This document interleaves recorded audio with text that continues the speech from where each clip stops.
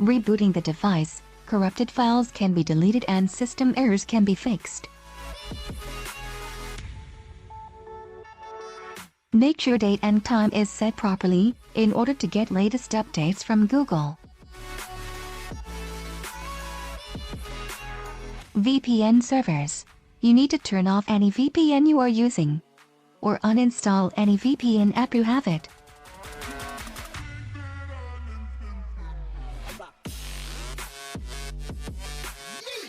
Try to turn on flight mode for 5 minutes, then turn it off.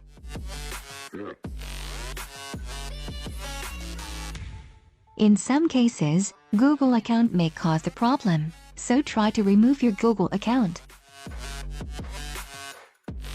Then create a new account.